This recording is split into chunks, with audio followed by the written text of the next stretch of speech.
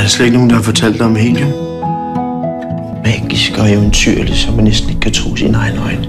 Alting, det føles let og svævende. Det er der, de syge børn bliver bragt til for at komme til kræfter igen. Det kender jeg ikke.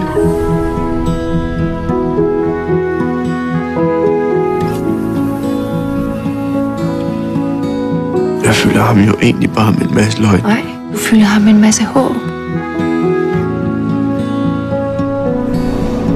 Luk øjnene, Alfred.